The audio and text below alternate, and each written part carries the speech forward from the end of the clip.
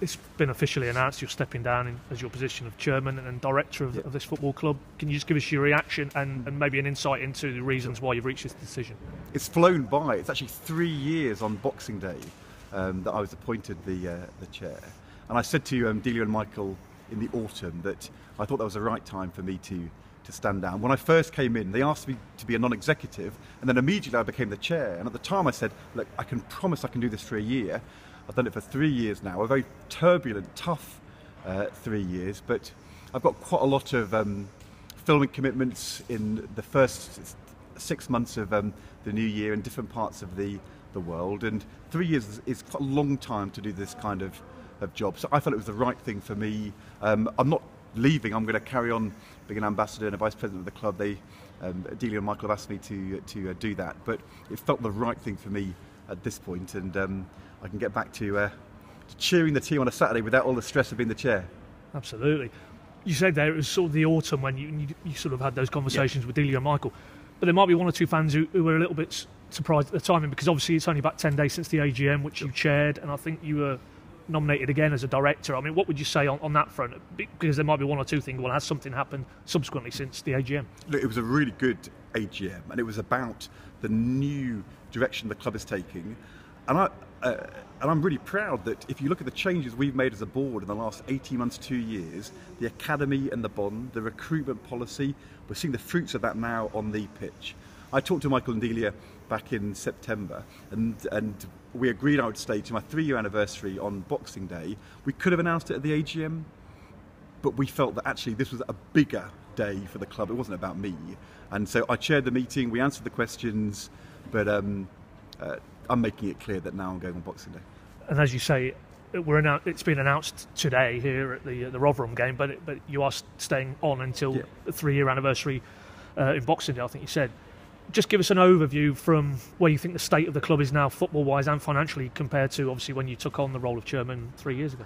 I came in here on Boxing Day and we beat Aston Villa in the Premier League, and at the time we were slightly below mid-table, and I think at that time we thought, is it possible we can do this? We spent a lot of money in that January transfer window, some good deals, including bringing in James Maddison, some expensive deals as well, but it didn't work out, and we came down.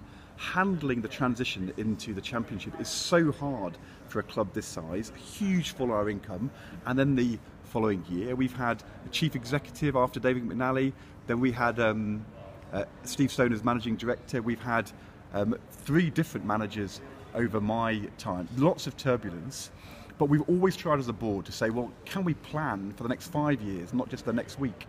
And the bond and the investment in the academy, the way in which Stuart Webber has really transformed recruitment at this club, the way in which Daniel is focusing on the team rather than having to worry about all those wider recruitment things, I think you're seeing the fruits of that. And there were times in the last season where down here at the River End you could see fans frustrated at this style of play, and now they're seeing that all that work, I mean, at times it's breathtaking, the football we're playing, the way in which we're using Max Aarons and Jamal Lewis going up the wings and opening things up. It's amazing. That was something which from the beginning they were planning for. We as a board backed them, and I do think as a consequence of that financially it's much tougher, but we are in a much better position as a football club going forward than we were 2 years ago, and I played a small part in that and I'm proud of that, but actually it's down to the board and the owners, the hard work of all the staff here who are brilliant, and also the fans for sticking with this football club. We are getting great gates even when it was tough last season, and I think people are really enjoying it now, and I'm looking forward to the rest of the season too. And as you say, beyond Boxing Day, when you do step down, what's next for you, Ed? I mean, you touched on there might be 1 or 2 TV projects in the pipeline, so possibly in terms of your demands on your time, that might be a factor as well. Well, look, I've been a football fan and a Norwich City fan for over 50 years, and I've seen games. I first came here when I was 6, 1973. I've watched games from international meetings in Washington and Indonesia and South Africa. I got into trouble when I was on Strictly Come Dancing because I was watching Norwich Wolves, the 5:30 game, live on my phone, actually on Sky, which really offended the BBC because they thought I should have been watching the live show I was part of. And the great thing about iFollow is that wherever you are in the world, you can now watch the games. But I've got season tickets here. My brother, my dad, my son, my nephews, and nieces, they all love coming.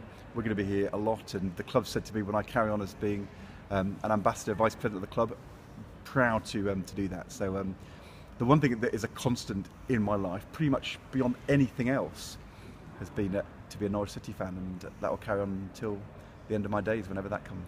But obviously in a former coming, you were a very successful, high-profile politician. There's no sense that we're going to see Ed Balls, the politician, the second coming. Well, you know, there must have been a high point once, and I guess you're right, Paddy, it's been downhill all the way. But, you know, there's always new opportunities and new things to go and do. And, you know, BBC asked me to make a programme about Donald Trump in the summer. Lots of people watched it.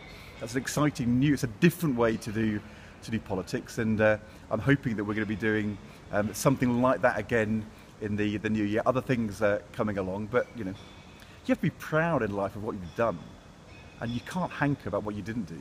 I was a cabinet minister, which is an amazing thing. I've been chairman of the club I've supported all my life. That's an amazing thing. I'll do new things. You know, I've got great kids and family. They all want to support Norwich City. You've got to celebrate, haven't you? And it's much easier to celebrate, if we're honest, when you're top of the league, and we are. So long may that continue. Thanks, Ed. Thank you. Thank you.